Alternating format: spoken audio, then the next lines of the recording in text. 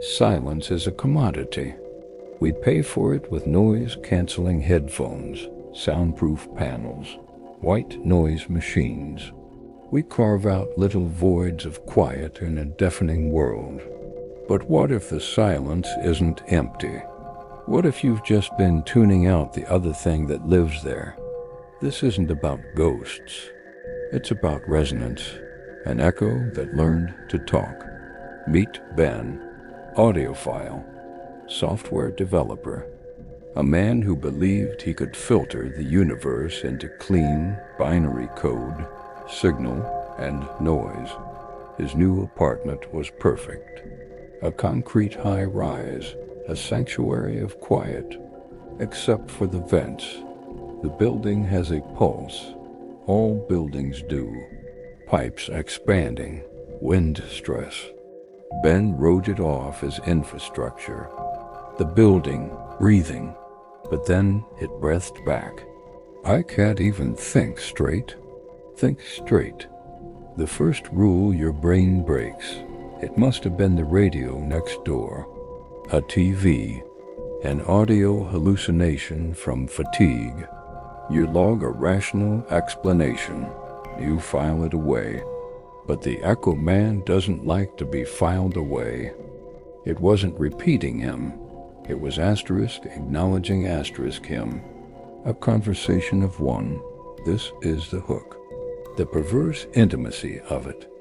You start testing it, talking to it. Not to a ghost, but to your own reflected sound. You become the source, and it becomes the listener. Hello, what are you? What are you? It was learning. Its delays grew shorter. Its repetitions became more selective. It started ignoring mundane words. It waited for the good stuff, the emotional stuff, the fear.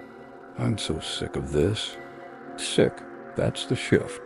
When the echo stops being a reflection and starts being a commentary. It's curating your emotional output, highlighting your pain, your anger, your lies. Ben tried to kill it. He sealed the vent with duct tape.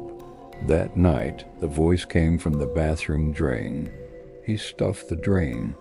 The voice emerged from the tiny gap between the wall and the floorboard. You can't silence something that is, by definition, the absence of your own silence. It's a beautiful day. I feel great. Lie. It was inside the feedback loop, in the space between his vocal cords vibrating and his own ears hearing the sound. It lived in the latency of his own perception. The final stage is assimilation. The echo doesn't need a vent anymore. Alone. Never. The medical term is asterisk auditory pareidolia, asterisk the brain finding patterns in noise.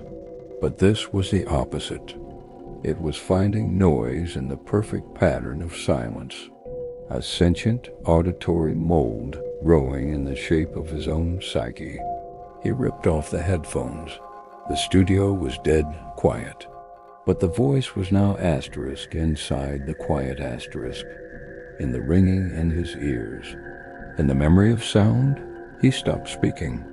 So it started mimicking the sounds he couldn't control. The swallow, the heartbeat, the blink of an eye, the electrical crackle of a thought.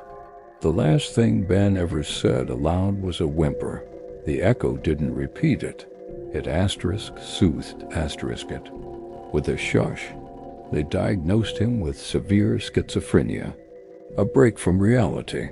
But what if he didn't break? What if he just tuned in to a station that's always been broadcasting? A frequency of pure, refined self. An echo that finally ran out of walls to bounce off of, and found a home in the source. He is the silence now, and the Echo Man is his voice. If you just check the silence around you, you need to hear the next story.